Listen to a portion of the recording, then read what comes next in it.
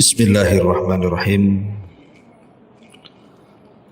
Assalamualaikum warahmatullahi wabarakatuh. Alhamdulillah wassalatu wassalamu ala Rasulillah wa ala alihi wa sahbihi wa mawalah wa la hawla wa la quwata illa billahi wa ba'd.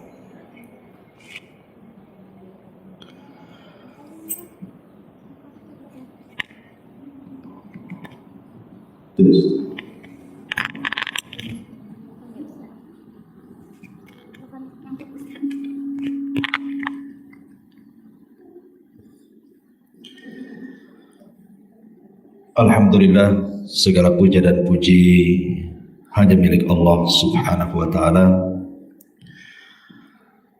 Salawat dan juga salam kita hadiahkan kepada Rasul kita Nabi besar Muhammad sallallahu alaihi wa ala alihi wasallam.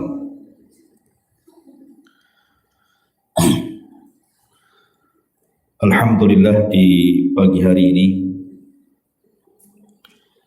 kembali kita bisa duduk untuk berthalabul ilmi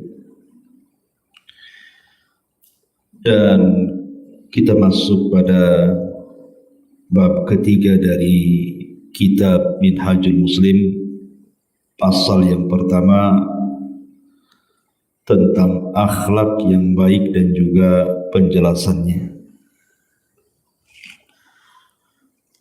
Ma'asyiral muslimin muslimat yang dimuliakan Allah Subhanahu wa ta'ala, bercerita tentang akhlak artinya kita bercerita tentang amalan yang sangat ringan bagi yang Allah ringankan, tetapi pahalanya sangat-sangat besar sekali. Karena akhlak itu adalah perkara yang paling banyak manusia dimasukkan oleh Allah Subhanahu wa ta'ala ke dalam surga. Dan itu berdasarkan hadis Rasul dari Abu Hurairah radhiyallahu anhu. Ketika Nabi SAW ditanya tentang aksar ma yudkhilun nas al-jannah, yang paling banyak memasukkan manusia ke dalam surga, maka Nabi SAW bersabda, taqwallah wa husnul khuluq, bertakwa kepada Allah Subhanahu wa ta'ala dan baiknya akhlak. Nabi SAW tidak mengkhususkan satu ibadah di sini. Rasul tidak katakan solat, puasa, zakat, haji, baca Quran dan begitu seterusnya, tidak. Tapi ketika Nabi SAW ditanya perkara yang paling banyak memasukkan manusia ke dalam surga, Rasul menjawab bertakwa kepada Allah dan baik akhlak. Karena takwa itu memperbaiki hubungan kita dengan Allah, dan akhlak itu memperbaiki hubungan kita dengan manusia. Bahkan perkara yang paling banyak memberatkan timbangan kelak pada hari kiamat di sisi Allah Subhanahu wa ta'ala adalah akhlak. Ma min syai'in fil mizani athqal min husnil khuluq, kata Rasul. Tidak ada sesuatu yang paling bisa memberatkan timbangan seberat-beratnya pada hari kiamat kecuali husnul khuluq, orang yang berakhlak. Bahkan manusia yang paling dekat dengan Rasul pada hari kiamat, tempat duduknya adalah manusia-manusia yang berakhlak. Sebagaimana Nabi SAW mengatakan, inna min ahabbikum ilayya wa aqrabikum minni majlisan yaumal qiyamah ahasinukum akhlaqo. Sesungguhnya dari manusia yang paling aku cintai dan yang paling dekat denganku majlisnya pada hari kiamat adalah orang-orang yang baik akhlaknya. Lihat di sini, akhlak ini perkara yang paling banyak memasukkan manusia ke surga, perkara yang paling bisa memberatkan timbangan pada hari kiamat, dan perkara yang paling memungkinkan orang itu lebih dekat lagi dengan Rasul sallallahu alaihi wasallam pada hari kiamat. Bahkan akhlak itu bisa mengungguli ibadah. Sebagaimana Nabi SAW mengatakan, innar rajul la yudrika bihusni khuluqihi darajata qa'imil laili wa sa'imin nahari.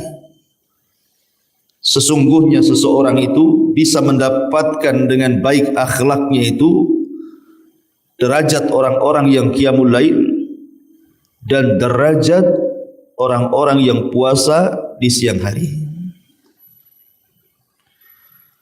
Ma'asyiral muslimat yang dimuliakan Allah Subhanahu wa taala, bahkan lebih daripada itu.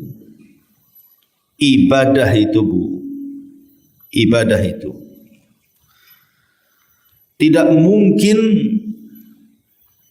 diterima oleh Allah Subhanahu wa taala kecuali orang-orang yang memiliki akhlak. Ibadah seseorang terkadang ditolak oleh Allah Subhanahu wa taala kalau orang tersebut tidak punya akhlak. Makanya kita ingat hadis muflis, hadis kebangkrutan manusia pada hari kiamat. Ketika para sahabat ditanya oleh Nabi sallallahu alaihi wasallam, atadruna mal muflisu hadhil ummah? Tahukah kalian siapa yang paling bangkrut umat ini? Maka para sahabat Nabi sallallahu alaihi wasallam dengan polosnya mengatakan, al muflisu fina ya Rasulullah ma la dirham lahu wa la mata. Ya, orang yang bangkrut di antara kami wahai Rasul, ya orang-orang yang tidak punya dirham dan tidak punya barang dagangan, alias gulung tikar. Tapi Rasulullah SAW mengatakan bukan itu hakikat kebangkrutan manusia. Tapi hakikat kebangkrutan manusia dari umatku, kata Rasul, man ya'ti yaumal qiyamah bi salatihi wa siyamihi wa zakatihi wa ya'ti qad syatama hadha wa qadhafa hadha wa akala mala hadha wa safaka dama hadha wa dharaba hadha. Tapi orang yang bangkrut pada hari kiamat itu, satu sisi dia membawa pahala solat, membawa pahala puasa, membawa pahala zakat, tapi sisi lain dia mencaci maki orang, menuduh orang, memakan harta orang, menumpahkan darah orang, memukul orang, dan begitu seterusnya. Maka kemudian orang ini akan dikisos. Kemudian nanti pada hari kiamat kebaikan-kebaikannya akan diambil orang-orang yang pernah dizaliminya. Dan kalau sudah tidak lagi tersisa dari kebaikannya, maka dia harus menanggung keburukan orang yang dizaliminya. Itulah orang bangkrut. Lihat dalam hadis ini, orang ini bukan tidak salat, Bu, salat. Orang ini bukan tidak puasa, puasa. Bahkan dia haji, sempurna rukun Islamnya. Tetapi ketika tidak ada akhlak pada kehidupannya, dia justru suka mencaci, suka memaki, suka menuduh, mengambil harta orang, memukul atau membunuh. Ini kan akhlak-akhlak buruk. Nanti pada hari kiamat, seluruh amal ibadahnya akan diserahkan kepada orang yang kita sakiti. Dari sini kita tahu bahwa ibadah itu sangat tergantung dengan akhlak. Ibadah itu sangat tergantung dengan akhlak. Bahkan rukun Islam yang 5, apakah itu syahadatnya, apakah itu solatnya, apakah itu puasanya, apakah itu zakat dan hajinya, tidak lain dan bukan rukun Islam itu diperintahkan karena inti kandungannya juga kembali ke akhlak. Makanya lihat para sahabat Nabi SAW. Banyak para sahabat Nabi itu sebelum mereka masuk Islam, mereka para peminum khamr. Mereka juga pembunuh. Mereka juga orang-orang yang keras. Tapi setelah kemudian mengucapkan 2 kalimat syahadat dan mereka dinyatakan masuk Islam, maka mereka menjadi orang-orang yang lembut dan berakhlak. Karena syahadat, 2 kalimat syahadat itu menjadikan orang berakhlak. Kemudian salat. Bagaimana Allah Subhanahu wa taala mengatakan innas salata tanha 'anil fahsya'i wal munkar. Sesungguhnya salat itu mencegah perbuatan keji dan kemungkaran. Lihat bagaimana di balik hikmah salat itu adalah mengajarkan akhlak supaya orang tidak berbuat keji ataupun tidak berbuat kemungkaran. Dan itu bagian daripada akhlak. Ataupun puasa. Nabi SAW sampai mengatakan idza kana yaumu saumi ahadikum fala yarfus yauma idzin wala yaskhab fa in syatamahu ahadun aw qatalahu falyakul inimru'un shaim. Kata Nabi SAW, apabila salah seorang di antara kalian sedang berpuasa, maka jangan mengeluarkan kata-kata kotor. Jangan pula berteriak-teriak yang tidak ada manfaatnya. Dan kalau ada orang yang mencelanya atau mengajak bertengkar kepadanya, maka orang yang berpuasa diperintahkan oleh Rasul, falyakul inimru'un shaim. Afwan, saya lagi puasa, saya tidak akan melayani kamu. Lihat, puasa membentuk karakter, membentuk akhlak. Begitu juga haji. Kata Nabi SAW, man hajja fala yarfus wala yafsuk raja'a min dhunubihi ka yaumi waladathu ummuhu. Barang siapa yang haji, saat haji dia tidak mengeluarkan kalimat-kalimat kotor ataupun tidak melakukan kefasikan, maka dia kembali pulang dan dosa-dosanya sudah dihapuskan seperti anak yang baru dilahirkan, kata Nabi SAW. Menunjukkan bahwa haji itu melahirkan akhlak. Ataupun zakat. Allah Subhanahu wa taala berfirman di dalam surah At-Taubah ayat 103, khudh min amwalihim sadaqah tutahhiruhum wa tuzakkihim biha wa salli alaihim. Ambillah harta-harta dari mereka sebagai zakat atau sedekah. Untuk apa coba? Untuk membersihkan mereka dan untuk mensucikan mereka. Artinya dibersihkan dari hartanya dan dibersihkan dari akhlak-akhlak, baik akhlak zahir ataupun batin. Kesimpulannya, baik itu syahadat, baik itu salat, baik itu puasa, baik itu haji, baik itu zakat, semua terkandung perintah akhlak. Makanya kemudian akhlak ini tidak bisa dipisahkan dengan ibadah. Makanya kenapa Nabi SAW memuji manusia yang memiliki akhlak itu dengan mengatakan afdalun nas, seafdal-afdal manusia. Dalam sebuah hadis dari Abdullah ibn Amr ibn As radhiyallahu an, dan hadis ini disahihkan oleh Syekh Nasiruddin Al-Albani dalam silsilah as-sahihah. Kata Nabi SAW, afdalun nas kullu mahmumil qalbi sadukul lisan. Qalu sadukul lisan na'rifuhu ya Rasulullah, fama mahmumul qalbi? Qala taqiyun naqiyyu la ithma fihi wa la baghya wa la ghilla wa la hasad. Kata Nabi SAW, seafdal-afdal manusia adalah setiap orang yang mereka menjaga hatinya dan lisannya senantiasa jujur dalam ucapannya. Sahabat bertanya, kalau jujur ucapan kami paham wahai Rasul, tetapi mahmumul qalbi, menjaga hati itu maksudnya gimana? Maka Rasul SAW mengatakan, menjaga hati itu artinya seseorang berusaha untuk bertakwa dan membersihkan jiwa-jiwanya dari setiap penyakit yang tidak ada dosa di dalamnya, tidak ada kezaliman di dalamnya, tidak ada dengki di dalamnya, dan tidak ada hasad di dalamnya. Subhanallah. Rasul mengatakan seutama-utama manusia. Dan Rasul tidak mengatakan seutama-utama manusia adalah orang yang salat, orang yang puasa, orang yang haji, orang yang zakat. Tidak. Tapi Nabi SAW mengatakan seutama-utama manusia adalah orang yang berakhlak. Subhanallah, akhlak ini sangat tinggi sekali nilainya.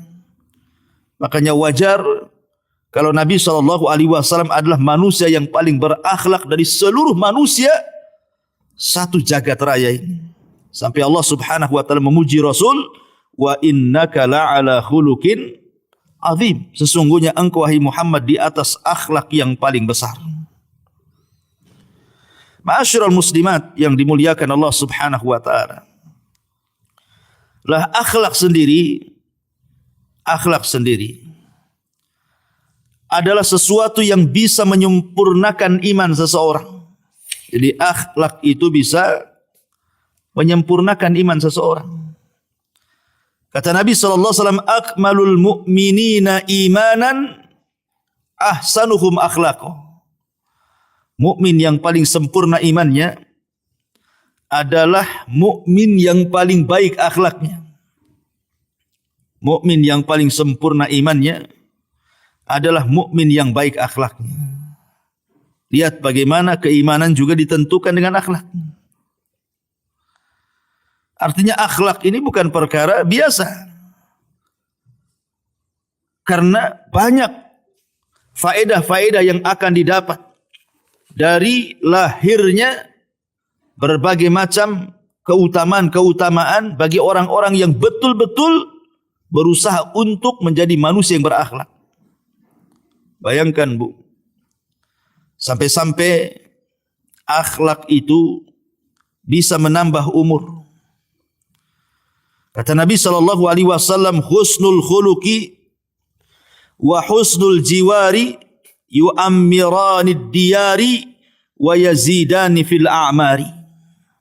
Kata Rasul, baiknya akhlak dan baiknya bertetangga, keduanya bisa memperbaiki kondisi rumah dan bisa menambah umur seseorang. Sampai-sampai Nabi SAW mengatakan seperti itu. Bahkan akhlak sendiri memang tidak bisa seseorang itu menjadi baik kecuali seseorang itu berakhlak. Kata Rasul, inna min khiyarikum ahsanukum akhlaqah. Orang yang paling baik di antara kalian adalah orang yang paling baik akhlaknya. Lihat bagaimana barometer orang dianggap baik. Itu karena kebaikan akhlak. Makanya lihat di masyarakat kan Bu ya. Umpamanya ibu punya dua tetangga tuh. Tetangga sebelah ahli ibadah, salatnya rajin, puasanya rajin, baca Qur'annya rajin. Tetapi jarang senyum. Kemudian kalau ngomong itu nyelekit, ini tuh Bu ya. Kemudian buang sampah sembarangan. Tapi ibadahnya rajin Bu. Yang satu pula lah ibadahnya tidak rajin, salat pun tidak. Apalagi puasa, apalagi baca Quran. Pokoknya betul-betul tidak beribadah, tapi orangnya baik Bu. Kalau ketemu kita senyum, kalau kita pinjam uang langsung dikasih, kemudian bersih orangnya, kemudian orangnya santun, Kemudian orang yang tidak pernah menyakiti, lisannya luar biasa, suka memuji dan begitu seterusnya. Terkadang bagi kita, Bu, kadang-kadang kita tidak memilih ibadah orang kan, Bu. Tetapi terkadang kita cenderung suka kepada tetangga yang baik, walaupun dia bukan ahli ibadah. Bahkan kita benci itu tetangga yang tidak baik walaupun dia ahli ibadah. Kenapa demikian, Bu? Karena ibadah itu manfaatnya hanya diri sendiri. Kalau kita punya tetangga tukang solat, ahli solat, ya memang solatnya untuk dia saja. Kalau dia ahli puasa, ya puasanya untuk dia saja. Kalau dia kemudian baca Quran, ya untuk dia saja pahalanya. Kan ibu nggak dapat kan itu. Tetapi kalau akhlak itu semua dapat. Karena akhlak itu manfaatnya bukan ke pribadi kita saja, tapi akhlak itu juga manfaatnya untuk orang lain. Ya, makanya kenapa terkadang baiknya seseorang itu ditentukan dengan akhlak. Kata Nabi SAW, Inna min khiyarikum ahsanuhum akhlaqo. Sesungguhnya orang yang paling baik di antara kalian itu adalah orang yang paling baik akhlaknya. Dan pasti manusia akan menyukainya, Bu. Orang kalau punya akhlak itu kita sendiri suka. Orang lain suka dan kita dapat pahala banyak. Tapi orang yang tidak berakhlak terkadang kita sendiri tidak suka, apalagi orang kemudian dapat dosa pula. Contohnya ibu kalau ngomong dengan ucapan-ucapan santun, pokoknya kalau ngomong itu Masya Allah tertata, takut nyinggung orang, suka muji-muji orang, tidak pernah menonjolkan pribadinya. Orang lain suka, Bu. Suka dengan kita. Bahkan orang lain itu nyaman dengan kita. Mau ketemu dengan kita. Bahkan sebagian mereka pengen terus berkawan dengan kita kan gitu. Dan kita pun merasa plong. Karena tidak ada manusia yang disakiti oleh kita. Tapi kalau ibu ini lisannya umpamanya jahat gitu ya. Sedikit-sedikit keluar kata-kata binatang. Kan ada orang itu yang tidak bisa meninggalkan kata-kata binatang. Saya pun heran ya. Kok ada orang itu sedikit-sedikit itu maaf kadang bilang babi, kadang bilang anjing, kadang bilang pokoknya nggak pernah lisannya itu nggak bisa menghilangkan kalimat itu. Apapun ceritanya. Sering keluar kalimat itu kan. Padahal kalimat itu akan dihisab loh. Akan dipertanyakan oleh Allah Azza wa Jal. Karena di sisi kanan kiri kita itu ada raqib atid masalahnya. Orang ini nggak sadar kalau dia dicatat ucapannya. Lah orang-orang yang terkadang tidak punya akhlak, kasar dalam ucapan, Bu. Kadang-kadang menyesal. Orang yang mengucapkannya saja kadang-kadang menyesal. Kenapa aku tadi ngomong begini? Kenapa aku ngomong begitu? Yang dengar sakit hati pula kan gitu. Aduh, kenapa lah saya ketemu dengan si Anu gitu. Tadi hati saya enak-enak saja, sekarang makan pun susah katanya. Kepikiran tuh omongan orang itu. Sudah kemudian kita sendiri yang ngomong gak enak, orang yang mendengarkan tersakiti, dapat pula dosa. Nah, itulah dampak daripada akhlak. Makanya, ma'asyiral muslimat yang dimuliakan Allah Azza wa Jalla, Rasul dengan tegas, Inna min khiyarikum ahasinukum atau ahsanukum akhlaqo. Orang yang paling baik di antara kalian itu orang yang baik akhlaknya. Ma'asyiral muslimat yang dimuliakan Allah Subhanahu wa taala. Bahkan seagung-agungnya al-qurbat, perkara-perkara yang bisa mendekatkan diri kepada Allah, itu salah satunya adalah dengan akhlak. Ya. Karena tadi saya katakan bahwa innal abda la yablughu bi husni khuluqihi azima darajatil akhirati wa syarafal manazili wa innahu la dhaiful ibadah. Sesungguhnya seorang hamba pasti akan mencapai derajat yang agung di akhirat dan kedudukan yang mulia dengan akhlak yang baik, meskipun hamba itu lemah dalam ibadah. Perhatikan ya. Meskipun lemah ibadahnya, tapi akhlaknya bagus, Bu. Makanya saya heran ya, ada orang itu dari segi ibadah ya kurang gitu ya, dari segi akhlak pula dia jahat. Tidak ada yang diunggulkan. Kalau ibadahnya bagus itu kemudian akhlaknya tidak bagus, masih mendingan lah kan, itu bahasa kitanya. Masih ada lah yang dibanggakan. Atau akhlaknya baik, ya, kemudian ibadahnya pula rajin, oh dua-duanya dia dapat gitu. Minimalnya. Kalau ibadah sudah kurang, mungkin dia hanya membatasi dengan yang wajib-wajib saja. Tapi yang sunnah-sunnah mungkin jarang, puasa sunnah jarang, sedekah enggak, sholat sunnah apalagi. Tapi dia jaga 5 waktunya gitu ya, yang wajib-wajibnya. Kalau memang kita kurang dari segi ibadah, tonjolkan dari segi akhlak. Karena ada seseorang hamba itu dengan baik akhlaknya akan mencapai derajat yang agung. Kemudian kata Rasul, pada hari kiamat dan kedudukan yang mulia di akhirat. Meskipun hamba itu lemah ibadahnya, kan itu ya. Jadi adalah sisi yang ditonjolkan dari segi akhlak kita ini. Ma'asyiral muslimat yang dimuliakan Allah Subhanahu wa taala. Nah di sini muallif rahimahullahu taala menyebutkan banyak dalil tentang seputar akhlak. Seperti beliau membawakan ayat Al-Quran surah Al-Qalam di mana Allah mengatakan wa innaka la'ala khuluqin azim, dan sungguh engkau benar-benar berbudi pekerti yang agung wahai Muhammad. Ya Nabi SAW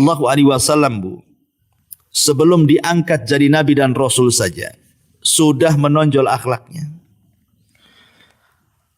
Orang-orang jahiliyah di zaman Nabi SAW itu menyebut Nabi SAW sebagai Sadiqul Amin.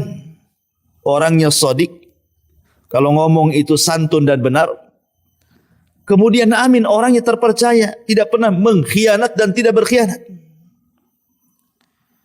Dan itu sejak kecil, bukan setelah diangkat jadi Nabi dan Rasul saja, tidak. Sejak kecil Nabi SAW akhlaknya baik. Bagaimana dia ingin membantu pamannya karena sudah banyak memberikan kebaikan kepadanya. Jazaul ihsan ilal ihsan, mengajarkan balasan orang baik itu adalah kebaikan.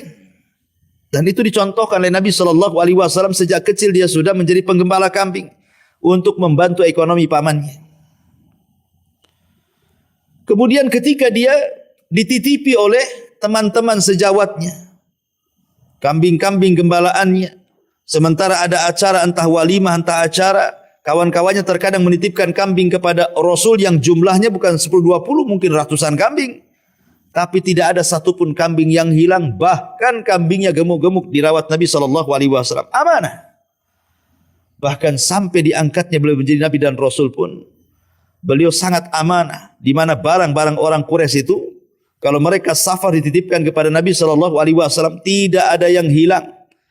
Tidak pernah digunakan. Bahkan dirawat. Tidak seperti kita dititipi barang itu. Maaf ya, saya titip motor.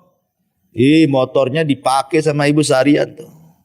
Dah rusak dikembalikan. Nah gimana ini kan? Barang titipan terus dijaga gitu ya. Dan balasannya nanti di akhirat.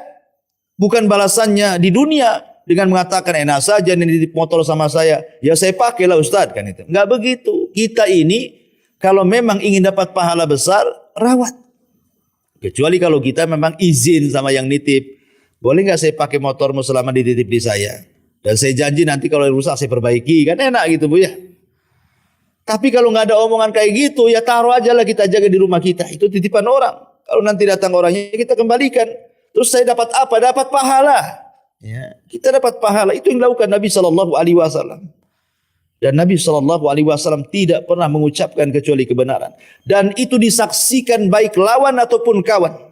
Sak benci-bencinya orang-orang kafir Quraisy kepada Rasul, sekelas Abu Jahal, apalagi apabila ditanya soal Nabi SAW, dia mengatakan apa?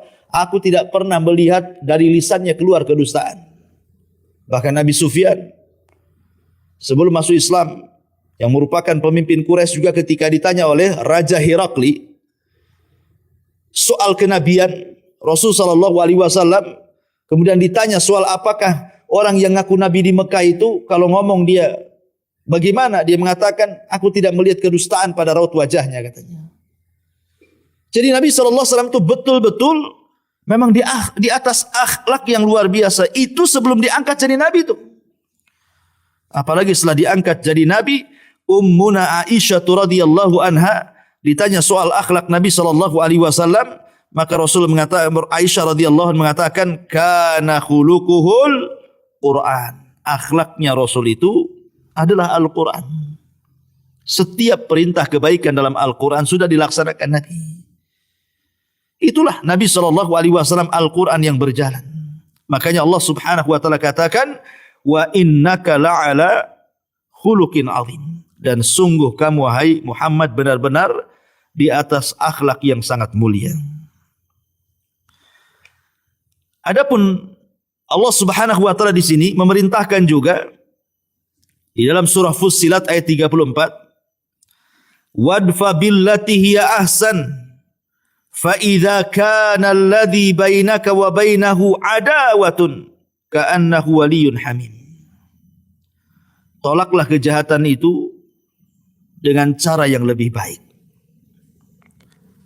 Kalaupun kita harus menolak kejahatan dengan kejahatan, maka balaslah kejahatan itu dengan kejahatan yang semisal saja, Bu.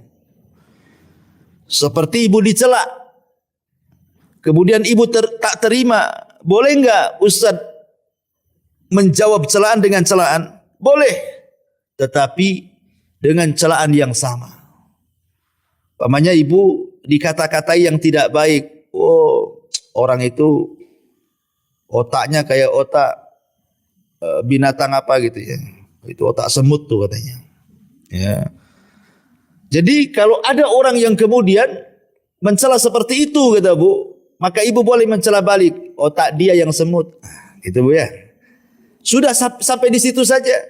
Kalau dia mengatakan otak ibu otak semut, maka ibu katakan dia juga otaknya semut. Titik sampai di sini. Jangan ibu tambah. Itu bukan semut saja, buaya-buaya ada tuh. Ini ibu nambah namanya ya. Jadi jangan ditambah.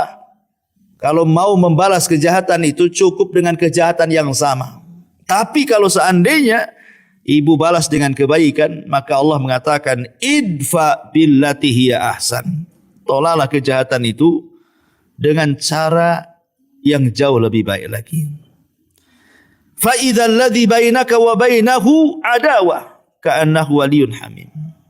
Maka tiba-tiba orang-orang yang antara kamu dan dia ada permusuhan seolah-olah telah menjadi teman yang sangat setia. Maknanya jangan ditampakkan permusuhan kita dengan orang itu. Kalau ada orang benci sama kita, kalau memang kita tidak bisa untuk membalas menasihatinya karena dia sangat memusuhi kita gitu ya. Minimalnya jangan pula tampakkan ketidaksukaan kita dengan dia. Kita tahu dia benci kita, dia memusuhi kita, dan dia suka mencela kita di balik kita, di belakang kita dan begitu seterusnya. Tapi upayakan Bu, jangan tampakkan itu kepada orang. Seolah-olah kita tidak ada masalah dengan dia. Padahal masalahnya besar gitu ya. Nah, itulah akhlak. Berusaha menutupi diri kita. Jangan sampai kemudian sesuatu hal yang kita tidak suka itu ditampakkan kepada orang lain. Setiap tidak suka ditampakkan. Justru tidak berakhlak yang seperti itu. Bu, Nabi itu, masalah dia jauh lebih berat dibandingkan kita Nabi itu. Dia harus menghadapi musuh-musuhnya. Dia harus mencari nafkah untuk keluarganya. Dia harus berdakwah kepada umumnya manusia. Banyak persoalan manusia datang kepada Rasul minta diselesaikan. Masalah Rasul itu jauh lebih banyak dibandingkan kita, Bu. Tapi lihat bagaimana Anas ibn Malik radhiyallahu anhu mengatakan, Nabi SAW tidak pernah lepas daripada senyum. Rasul itu tidak lepas daripada senyum. Bahkan Rasul sangat menganjurkan senyum dan mengatakan tabassumuka li akhika sadaqah. Senyum kamu kepada saudaramu itu sedekah, Bu. Ya. Bayangkan Rasul itu banyak masalah, Bu. Masalahnya bertubi-tubi Nabi itu. Ya diejek sama musuh-musuhnya, difitnah sama musuh-musuhnya, dibuli sama musuh-musuhnya, dibuatkan makar sama musuh-musuhnya. Belum lagi dia harus menghadapi para sahabat. mendamaikan perselisihan para sahabat. Belum lagi harus berjihad, berperang dan begitu seterusnya. Masalah Nabi itu menumpuk. Masalah kita ini gak seberapa dengan masalah Nabi. Tapi lihat Rasul mencontohkan kepada kita, seberat apapun masalah, Nabi SAW senantiasa tersenyum. Itu menunjukkan apa, Bu? Akhlak. Kita mah enggak kan itu. Baru tidak suka dengan tetangga saja, Bu. Hilang senyumnya. Hilang. Ya. Bahkan terkadang ada orang itu, subhanallah, cantik mukanya, tetapi ketika tidak senyum, Bu, kita nengoknya kayak setan, Bu. Ya. Karena kalau orang sudah benci itu, Bu, sama orang kalau sudah benci sama orang, Bu, maka mata kita itu akan memandang yang buruk dari dia dan tidak pernah memandang yang baik dari dia, Bu. Sama dengan ibu kalau sudah cinta dengan seseorang, tidak akan dipandang keburukannya, yang ada kebaikannya, bahkan akan dibela walaupun dia melakukan keburukan. Kan gitu, Bu, ya. Tetapi minimalnya walaupun kita ini bermusuhan dengan orang, tapi kita tetap senyum, ya kan, santun kan gitu. Ya, minimalnya janganlah kayak setan muka kita, bukan? Ya, dianggapnya memang si anu itu baik itu, padahal saya sudah musuhi dia, saya sudah jelek-jelekin dia, tapi dia itu masya Allah kok senyum, kadang-kadang ada masalah katanya kan. Nah, inilah akhlak, Bu. Kadang-kadang akhlak itu sama lawan saja dipuji jadinya kan. Tapi kalau tidak ada akhlak, makin diperkuat. Ya memang itu jahat, tengok aja mukanya tuh katanya. Senyum pun tidak katanya. Ini kan masalah, Bu, ya. Jadi di sini bagaimana Nabi Allah Subhanahu wa taala mengajarkan akhlak yang mulia. Kemudian juga mu'alif rahimahullahu taala menyebutkan dalam surah Al-Imran ayat 133 dan 134. Wasari'u ila maghfiratin min rabbikum wa jannatin arduha as-samawati wal ardu uiddat lil muttaqin alladzina yunfikuna fis sarra'i wadh dharra'i wal kadhiminal ghaidh wal 'afina 'anil nas wallahu yuhibbul muhsinin. Dan bersegeralah kamu kepada ampunan dari Rabbmu dan kepada surga yang luasnya selangit dan sebumi yang disediakan untuk orang-orang yang bertakwa. Siapa orang yang bertakwa itu?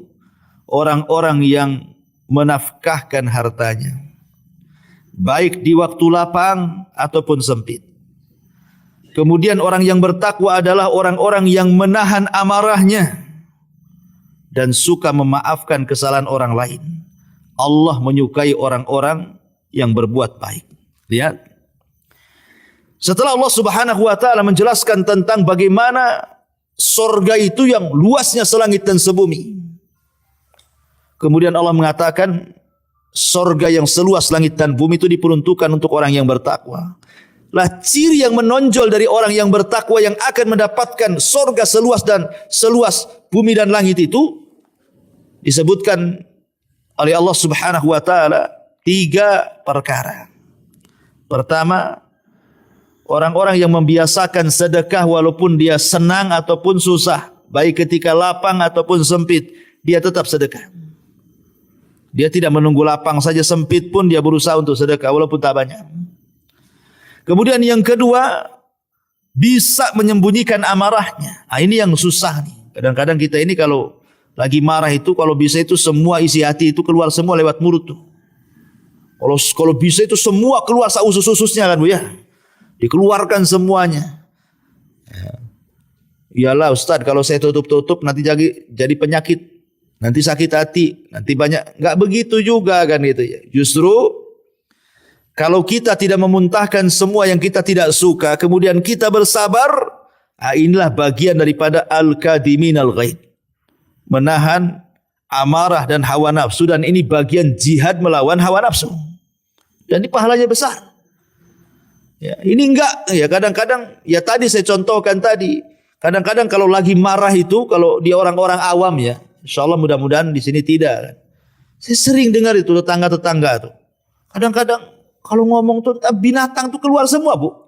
Saya heran juga gitu. Ada tetangga itu kalau ngomong itu sedikit-sedikit binatang aja keluar. Cuman 2 tuh, Bu, yang jadi sasaran tuh. Kalau enggak anjing, babi, Bu. Itu. Enggak pernah saya dengar buaya, badak gitu ya. Cuma 2 itu saja. Saya tak paham juga kenapa. Itu kalau seandainya anjing babi berakal, Bu, oh diadukan tuh. Aku tak ikut-ikut kok, aku dibawa-bawa katanya kan itu. Ini kan masalah nih. Padahal ingat bahwa ini saya nasihatkan kepada orang yang tidak bisa meninggalkan bahasa-bahasa binatang nih. Ya. Di dalam hadis Nabi Shallallahu Alaihi Wasallam, Nabi Shallallahu Alaihi Wasallam mengancam berat, Bu, ancamannya. Orang yang suka melaknat itu, membawa-bawa nama binatang sama orang itu. Apa kata Nabi Shallallahu Alaihi Wasallam dalam hadis Abu Darda radhiyallahu an yang dikeluarkan Imam Muslim? Kata Nabi Shallallahu Alaihi Wasallam, Innal la'anina la yakununa syuhada wala syufa'a yaumal qiyamah. Lihat konsekuensinya. Para pelaknat, para pencela itu, mereka pada hari kiamat tidak akan menjadi saksi dan tidak akan dapat syafaat. Mereka tidak akan jadi saksi dan mereka tidak akan mendapatkan syafaat pada hari kiamat. Subhanallah. Salah satu yang menyelamatkan kita kelak pada hari kiamat itu syafaat. Syafaat, baik syafaatnya malaikat, syafaatnya para nabi, syafaatnya orang-orang yang beriman dari kalangan orang-orang soleh, syafaatnya anak, syafaatnya orang tua, syafaatnya orang-orang yang ahli perang, para syuhada gitu ya. Ini orang-orang yang suka mencela ini, mereka tidak akan dapat syafaat, kan ngeri, Bu.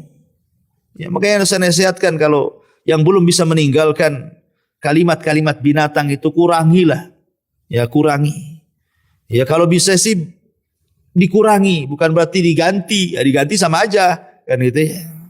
Kan saya sudah ganti yang lebih halus, Ustaz. Biasa saya bilang anjing, sekarang saya bilang curut katanya. Lah sama aja kan gitu, itu binatang juga. Ya.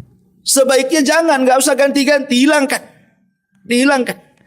Karena itu celaan-celaan yang luar biasa. Takutnya sudah menjadi latah tuh, Bu. Itu yang jadi masalah. Kalau sudah menjadi latah ucapan seperti itu, nanti akan dibawa kepada pikun dia. Kalau Allah takdirkan dia pikun. Coba bayangkan, orang yang terbiasa mengucapkan kalimat binatang ketika warasnya, ketika dia pikun, itu yang dikhawatirkan. Akhirnya kadang belum pikun, Bu. Kadang-kadang terperanjat, kaget mungkin bahasa kitanya ya. Itu yang keluar bahasa itu juga tuh. Padahal hanya kaget saja. Apalagi kalau sudah pikun kan gitu ya. Ya Allah, ini nggak kita bayangkan gitu. Kebiasaan-kebiasaan buruk itu masuk ke dalam kepikunan dia. Oleh karena itulah maka Nabi SAW sampai keras sih mengatakan la'anun ya la yakununa syuhada wala syufa'a yaumal qiyamah. Ma'asyiral muslimat yang dimuliakan Allah Subhanahu wa taala. Kemudian Allah Subhanahu wa taala mengutus rasulnya untuk menyempurnakan akhlak. Berdasarkan sabda Nabi sallallahu alaihi wasallam, "Innama bu'itsu li utammima makarimal akhlak." Sesungguhnya aku diutus hanyalah untuk menyempurnakan akhlak manusia. Menyempurnakan akhlak manusia. Subhanallah. Lalu akhlak seperti apa? Akhlak seperti apa yang diajarkan Nabi Shallallahu Alaihi Wasallam? Artinya sifat-sifat orang berakhlak itu seperti apa sih sebenarnya? Kalau orang itu dikatakan berakhlak itu apa kriterianya? Para ulama mengatakan bahwa sifat-sifat akhlak yang baik itu, satu, an yakunal insan kathirul haya. An yakunal insanu kathiral haya'i qalilal adha. Hendaklah manusia itu diperbanyak perasaan malunya dan disedikitkan untuk membuat sakit orang lain atau mengganggu orang lain atau menghina orang lain dan begitu seterusnya. Disedikitkan, berusaha dikurangi. Dan rasa malu itu tidak mendatangkan kecuali kebaikan, Bu. Malu untuk berghibah akhirnya tak ghibah. Malu untuk berdusta akhirnya tak dusta. Malu untuk mencela akhirnya tak mencela. Malu untuk maksiat akhirnya tidak maksiat. Rasa malu itu tidak mendatangkan kecuali kebaikan. Ya. Kemudian disedikitkan al-adha. Jangan sampai kemudian mengganggu orang. Kalau tidak bisa meninggalkan secara keseluruhan, ya dikurangi sampai betul-betul kita menjadi orang yang tidak pernah menyakiti orang. Kemudian yang kedua, katsirus salahi, saduqul lisani, qalilul kalami. Yang kedua, banyak memperbaiki diri. Introspeksi apa yang kurang, apa yang salah ya, dari diri kita ini. Kemudian lisannya berusaha setiap hari dilatih untuk santun. Memang melatih lisan itu yang terbiasa kasar itu memang agak sulit. Ya. Tetapi harus dilatih. Dibuang itu bahasa-bahasa binatang, bahasa-bahasa kasar, bahasa-bahasa itu kalau bisa dibuang. Ya mulailah dia lembut kan itu ya. Nanti bisa kok, perangai itu bisa dirubah. Karena asal manusia itu tidak kasar. Ya. Asal manusia kan lembut, Bu. Lihat bayi itu kan lembut, lucu, itu asal manusia. Udah gede, kita pun serem nengoknya gitu ya. Kemudian sedikit bicara, karena kalau sudah banyak bicara itu biasanya banyak salahnya. Kalau sudah banyak salahnya, banyak dosanya. Kalau sudah banyak dosanya ya kemana lagi, ya neraka tempatnya kan itu. Kalaupun harus banyak bicara, maka ucapkan kalimat-kalimat santun, kalimat-kalimat yang baik. Ayat-ayat Al-Quran, hadis-hadis Rasul, nasihat-nasihat gitu ya. Kalaupun harus banyak ngomong, kayak Ustadz gini kan, perasaan dari awal sampai akhir, saya aja yang banyak ngomong di sini, Bu. Ya kan? Ya, tapi yang kita sampaikan itu kan nasihat-nasihat gitu ya. Ayat-ayat, nggak masalah kalau harus banyak ngomong. Tapi kalau tidak menyampaikan Quran, tidak menyampaikan sunnah, tidak menyampaikan nasihat, yang ada cacian makian, buat apa kan itu? Lebih baik, faliyakul khairan, auliyasmut. Katakan yang santun kalau tidak bisa diam. Kemudian juga di antara sifat akhlak yang baik itu katsirul amali, qaliluz zalali, qalilul fuduli. Banyak melakukan amal saleh. Kemudian sedikitkan seseorang itu tergelincir, dan juga sedikitkan untuk tidak berlebih-lebihan dalam setiap masalah. Ya makan secukupnya, jangan berlebih-lebihan. Minum juga sama, tidur juga sama, ngomong juga sama, bergaul juga sama. Karena sesuatu yang sifatnya melampaui batas itu tidak bagus. Apapun. Ibadah pun sama, kalau melampaui batas kan jatuh ke bid'ah, Bu, enggak boleh. Ya.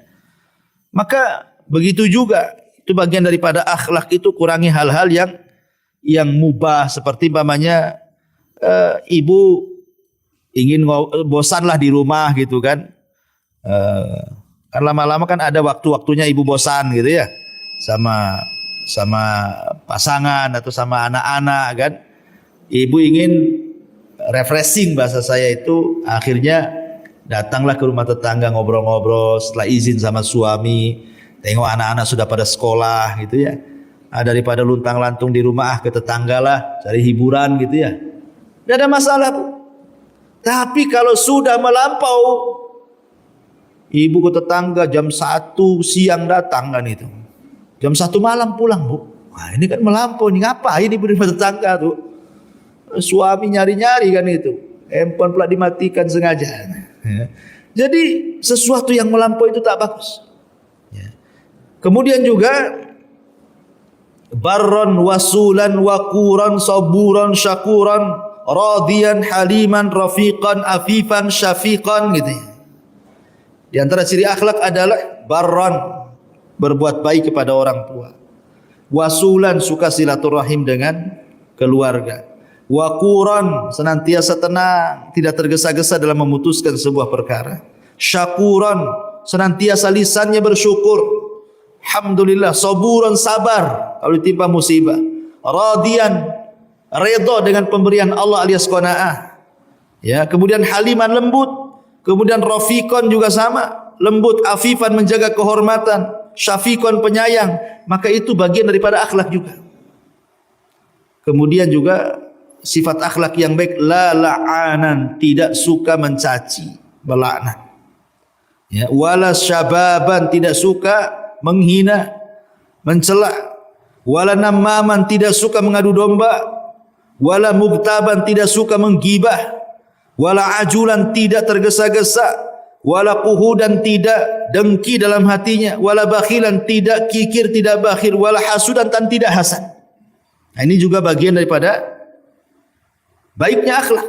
Tidak suka mencela, tidak suka melaknat, tidak suka mengadu domba, tidak suka menggibah, tidak suka tergesa-gesa, tidak suka dengki, tidak suka bakhil, dan tidak suka hasad. Nah, ini bagian daripada sifat akhlak yang baik.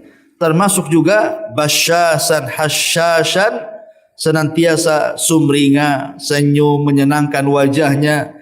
Yuhibbu fillah, dia mencintai karena Allah, wa yardha fillah, dia redha karena Allah, wa yaghdha fillah, kalaupun harus emosi karena Allah Subhanahu wa taala. Nah, ini di antara sifat-sifat pokok orang itu dikatakan berakhlak, ya, secara global.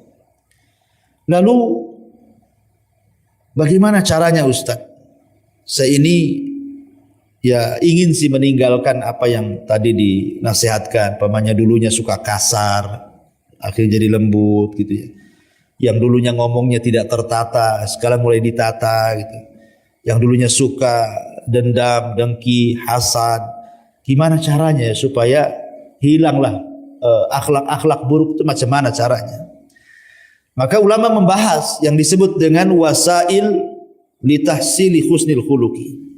Apa saja wasilah-wasilah supaya kita mendapatkan akhlak yang baik itu, seperti apa wasilahnya? Ya. Yang pertama, Bu, doa. Itu penting. Karena doa itu yang bisa merubah kehidupan kita. Ad-doa dengan apa? Bi husnil khuluqi. Supaya Allah memperbaiki akhlak kita.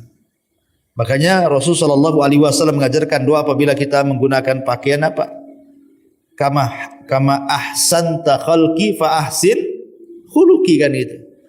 Sebagaimana engkau memperbaiki bentuk badanku, maka perbaiki juga akhlakku. Jadi minta bukan hanya bentuk badan saja, tapi yang lebih daripada itu ada akhlak batin yang jauh lebih baik. Libasut taqwa namanya. Kan ada pakaian itu ada dua, Bu. Ada pakaian luar, ada pakaian dalam. Bukan pakaian dalam itu yang dipahami, enggak. Maksudnya kalau pakaian luar itu berkaitan dengan fisik ibu berdandan, pakai celana yang bermerek, pakai baju yang bermerek, pakai tas yang bermerek. Belum lagi kemudian kosmetiknya dan macam-macamnya lah, alat-alat dandannya itu yang mahal-mahal. Bukan hanya sekedar itu, Bu, memperbaiki badan itu. Atau kalau punya uang datang ke rumah sakit, dioperasi, suntik sana, suntik sini, biar kencang tidak miring, kan itu ya. Tapi yang lebih daripada itu, libasut taqwa, kata Allah. Pakaian takwa yang lebih baik. Maka berdoa kepada Allah Azza wa Jal, bukan hanya Allah memperbaiki badan kita saja, supaya tidak sakit, supaya tidak cepat tua, gitu ya. Maka minta kepada Allah juga supaya diperbaiki akhlaknya. Ini yang pertama, doa. Yang kedua, tafakkur fi thawabi husnil khuluqi. Cobalah sebelum kita ini mengeluarkan kata-kata kotor ataupun hendak menyakiti orang dengan akhlak buruk kita atau apalah namanya, ingat bahwa dalam melaksanakan akhlak yang baik itu ada pahala besar. Dan tidak tanggung-tanggung pahala orang yang berakhlak itu. Ingat bahwa yang berakhlak itu adalah seafdol-afdolnya manusia. Bahwa orang yang berakhlak itu adalah sesuatu yang paling banyak memasukkan ke surga. Bahwa orang yang berakhlak itu sesuatu yang paling memberatkan timbangan dia. Bahwa yang berakhlak itu sesuatu yang paling mendekatkan dia dengan Rasulullah SAW pada hari kiamat. Bahwa sebaik-baik manusia ditentukan dengan akhlaknya. Ingat tuh keutamaan-keutamaan itu. Sehingga tidak jadi ya mau mencela akhirnya memuji. Kayak gitu, Bu, ya. Memandang yang haram akhirnya yang halal, dan begitu seterusnya. Tafakur, coba berfikir kepada pahala besar yang akan diraih daripada orang yang berakhlak itu. Kemudian yang ketiga, qabulun nasihati minal ghairi mahmakana. Mudah menerima nasihat. Orang kalau mudah menerima nasihat, Bu, itu mudah berubah. Karena ada orang kalau dinasihati malah nasihati balik, Bu. Ya, bahasa Jawanya itu kalau ibu ngandani itu malah dikandani, Bu. Ya. Kalau nasihati balik gitu ya.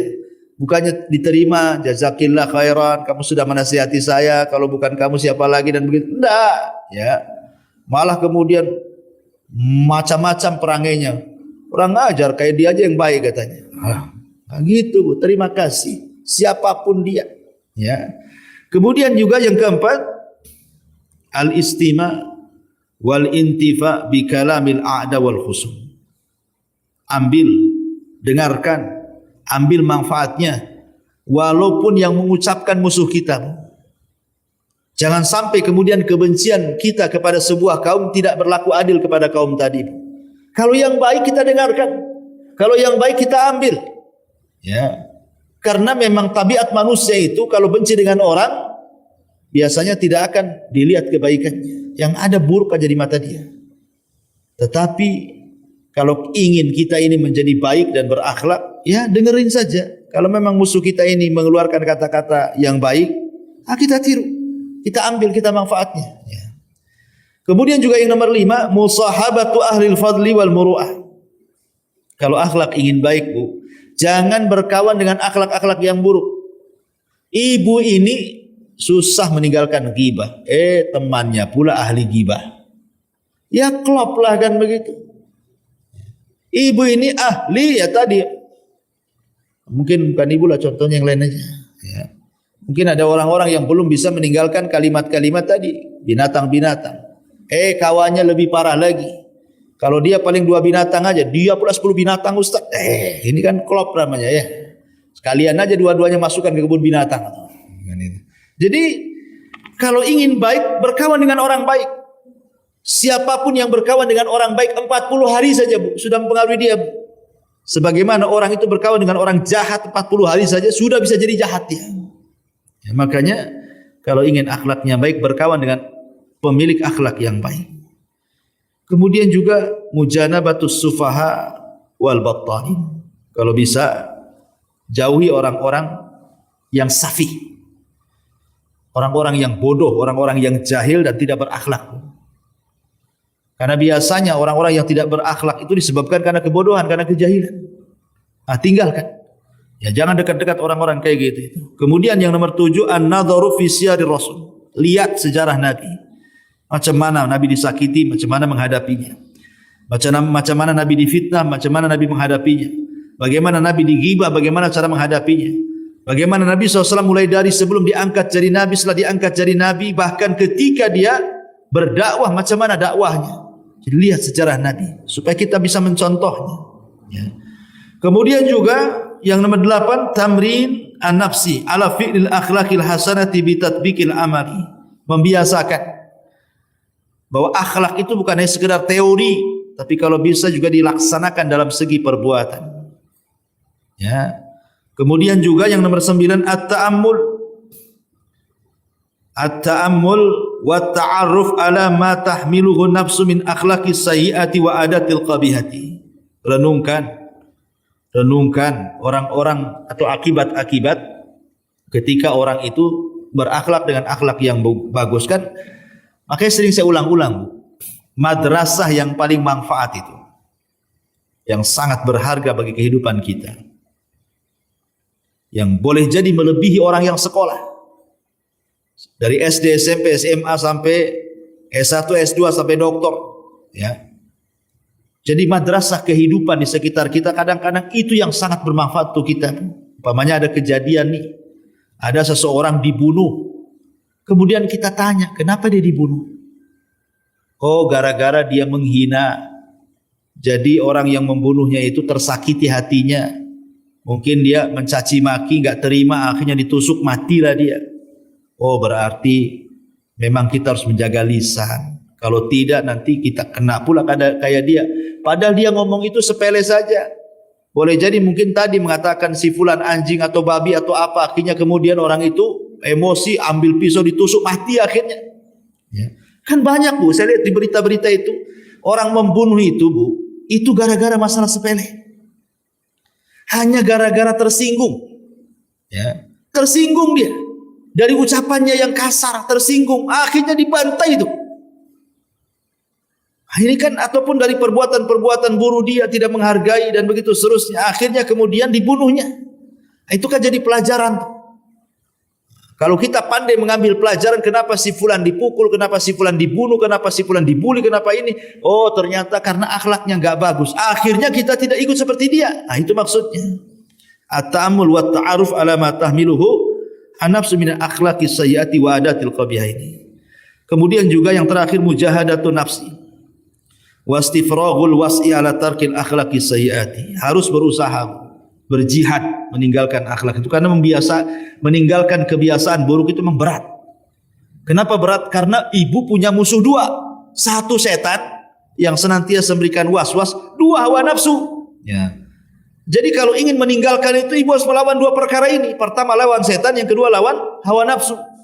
Makanya kenapa Rasul mengatakan, Allah mengatakan dalam Quran, wa man yujahidu fina lanahdiyannahum subulana. Orang yang sungguh-sungguhlah yang akan mendapatkan hidayah dari Allah Subhanahu wa taala.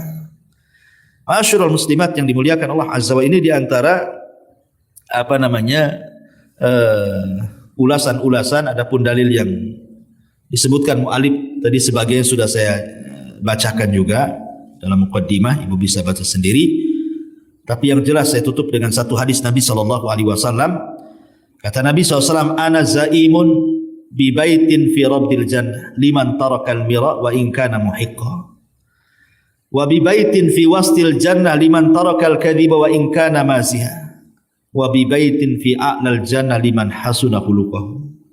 Aku jamin, kata Rasul, dengan rumah di pinggir sorga bagi yang meninggalkan perdebatan walaupun dia di atas kebenaran, dan aku jamin orang itu akan dibangunkan rumah di pertengahan sorga kalau dia meninggalkan dusta walaupun bercanda.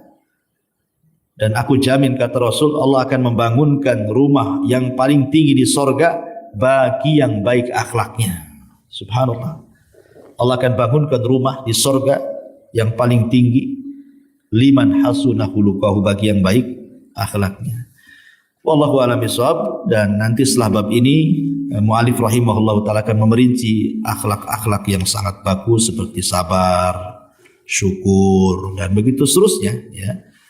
Nanti kita lanjutkan di pertemuan yang lainnya. Wallahu a'lam. Baik, sampai di sini. Kalau ada yang bertanya silakan.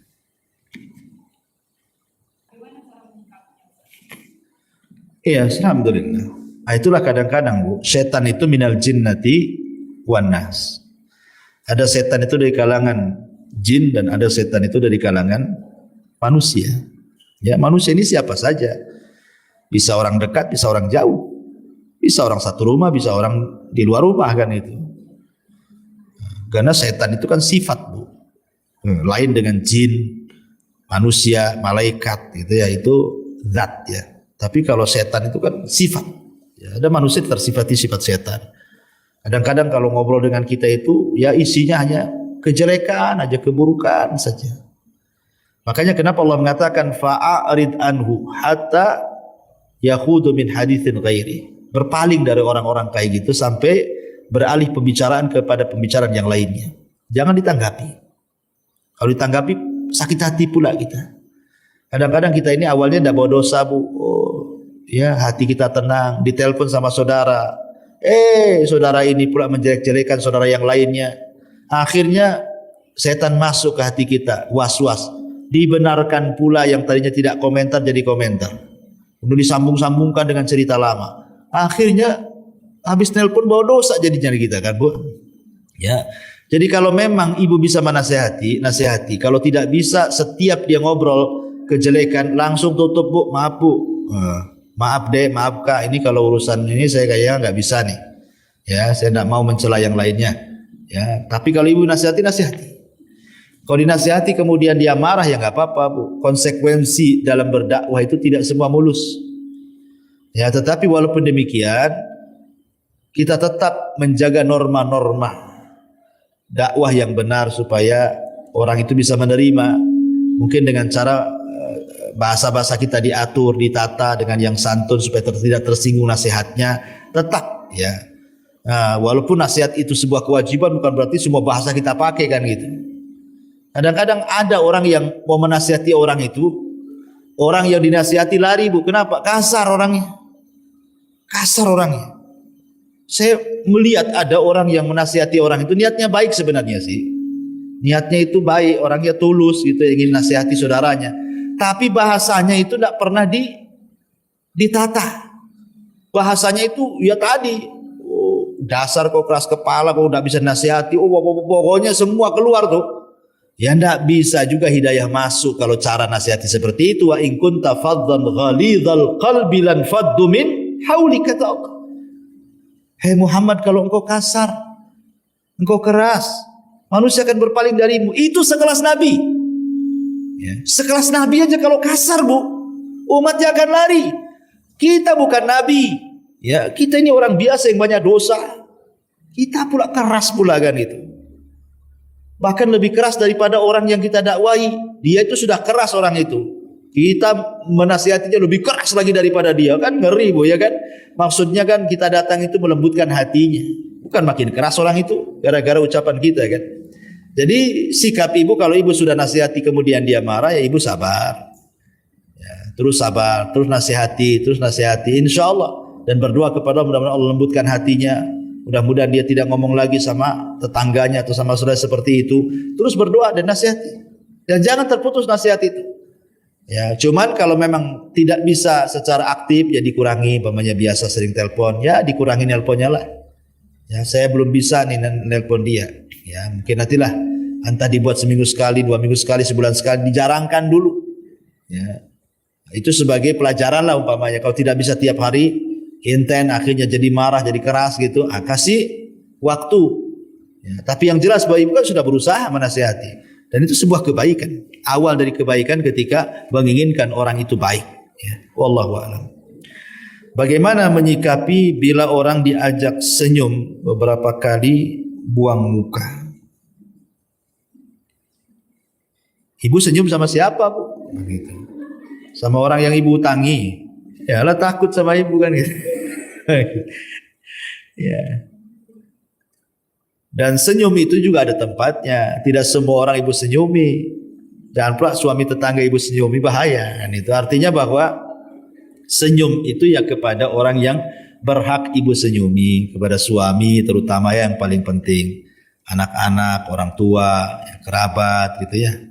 Tapi orang-orang yang tidak berhak disenyumi jangan disenyumi. Ya. Tetapi yang jelas bahwa Nabi SAW itu memang senantiasa tersenyum. Bermuka masam itu seumur hidup mungkin 1 kali saja Nabi itu. Ketika siapa? Ketika Abdullah ibnu Umi Maktum datang. Sementara Rasul sedang menghadap para pembesar Quraisy dengan mengharap hidayah dari mereka. Lah Abdullah ibnu Maktum kan orang buta, orang miskin. Ya, jadi kalaupun dia masuk Islam, ya dia aja masuk Islam. Tapi kalau orang Quraisy ini pembesarnya masuk Islam, diharapkan satu kabilah masuk Islam, itu maksud tujuan Nabi kan itu.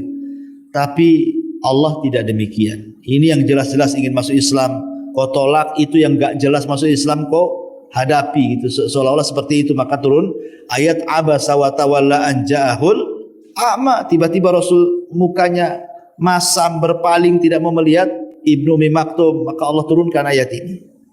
Makanya Rasul sadar setelah itu, dia setiap datang Abdullah ibn Maktum, Rasul senantiasa mengatakan marhaban biman atabani rabbi. Selamat datang orang yang sudah membuat teguran Allah kepada aku, katanya. Kalau berjumpa dengan Ibnu Umi Maktum itu.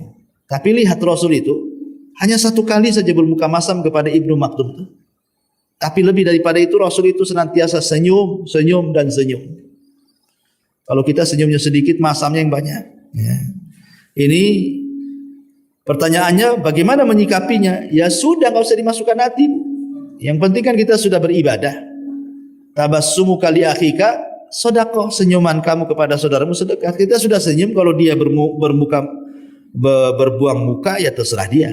Yang penting kita tidak seperti dia, supaya dibedakan mana yang jahat, mana yang baik, mana yang berakal, mana yang gila, mana yang waras, mana yang gila. Begitu, Bu, ya. Kalau ibu kemudian kapok, buat apa senyum sama dia? Ustaz, habis senyum dia malingkan muka, bagus, aku palingkan muka sekalian. Nah, enggak gitu, Bu, ya. Kalau begitu nanti enggak bisa dibedakan mana yang berakal, mana yang tidak. Ya. Kemudian yang kedua pertanyaannya, bagaimana menyikapi orang yang menjauh dari kita tetapi kita tidak tahu apa salah kita? Apa harus bertanya sama dia cara dia menjauhi kita? Enggak perlu bertanya, Bu. Enggak perlu. Ya, nggak perlu bertanya. Yang penting kita seolah-olah nggak ada masalah dengan dia. Ya, kalau dia menjauh dari kita, ya kita mendekat kepada dia lah. Makin menjauh, makin mendekat, makin menjauh, makin mendekat. Kata dia, ngapain kau dekat-dekat? Tidak ada. Ya, kita kan nggak ada masalah kan itu. Ya. Jadi janganlah kalau ditanya tersinggung nanti. Kenapa kamu kok jauh dari saya? Ada masalah ya? Emang kau tanya katanya. Ya. Bertanya-tanya katanya. Nah, ini kan repot nih kalau kayak gini ya.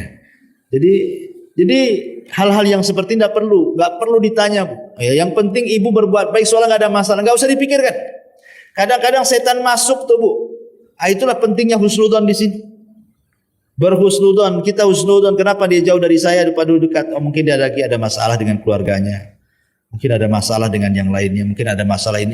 Berhusnudzon, Bu. Kalau seandainya kita bisa memberikan uzur 100 uzur, berikan. Nah, jadi itu yang harus kita ada supaya kita tidak sakit hati. Supaya hati kita terjaga ya. Tidak terlingkupi dengan suudzon, akhirnya kemudian setan masuk was-was. Nah, kita jadi benci sama dia kan. Nah, jadi itu yang harus dipahami ya. Ada orang akhlak baik, ada orang yang akhlaknya baik tetapi tidak salat puasa, apakah termasuk orang yang beriman? Ya tidaklah, kan ibadah dengan akhlak itu tidak bisa dipisahkan. Kalau orang enggak salat sama sekali ya kafir dia. Orang yang meninggalkan salat kan bisa kafir, Bu. Nah, cuman maksud saya itu tadi yang saya jelaskan, terkadang orang yang punya akhlak walaupun dia kurang ibadahnya atau sama sekali enggak beribadah, kita ini kadang-kadang lebih suka sama orang kayak gitu, Bu. Dibandingkan yang ahli ibadah tapi akhlaknya nggak ada, kita tidak suka kan gitu. Kadang-kadang seperti itu. Tapi kalau masalah bicara soal keimanan ya beda. Ya orang yang ahli sholat tentu akan dibedakan dengan yang tidak sholat. Bahkan orang yang tidak berakhlak bisa kufur juga apabila dia mengeluarkan kalimat-kalimat yang tanpa sadar kalimat itu mengeluarkan dia dari Islam. Kan? Bisa juga kan itu. Jadi buruknya akhlak bisa jadi kufur. Orang yang meninggalkan ibadah juga bisa jadi kufur. Makanya kenapa ibadah dan akhlak itu tidak bisa ditinggalkan. Harus dipasangkan. Seperti hadis Rasul apabila kita punya anak gadis kemudian ada laki-laki yang melamar anak gadis kita. Apa kata Rasulullah? Lihat agama dan akhlaknya. Maksudnya agama itu hubungan kita dengan Allah dan hubungan dia dengan makhluk. Lihat dua-duanya. Kalau memiliki kriteria dua-duanya ada, nikahkan. Kalau tidak nanti hancur. Anak kita akan hancur. Baik, bismillah. Ustaz, semoga Ustaz selalu dalam lindungan Allah. Amin ya rabbal alamin. Ustaz, bagaimana cara supaya setiap hari tambah berakhlak baik dengan suami? Bagaimana kita meniru bagaimana kita berusaha gitu ya. Kenapa terkadang ilmu itu susah diamalkan? Iya. Ya tadi saya sudah sebutkan kiat-kiatnya kan, Bu. Wasilah-wasilahnya tadi itu kan. Bahwa pertama ya berdoa kan gitu ya. Yang supaya kita akhlaknya semakin baik karena akhlak itu kan sumbernya dari hati, Bu. Akhlak itu sumbernya dari hati. Kalau hati kita jernih, maka badan ini akan jernih. Tapi kalau hati kita tidak jernih, badan pun ikut-ikut hati. Ya makanya kenapa kita berdoa kepada Allah agar Allah menjernihkan hati kita, membolak-balikan hati kita di atas ketaatan kepada Allah supaya kalau hati baik, cara berfikirnya pun baik, cara bersikap baik, cara berbuatnya baik. Jadi berdoa supaya hati kita ini bersih, supaya menjadi akhlak yang baik. Kemudian tadi kalau kita hendak melakukan keburukan, ingat buruk itu dosa besar, akhlak ini pahalanya besar.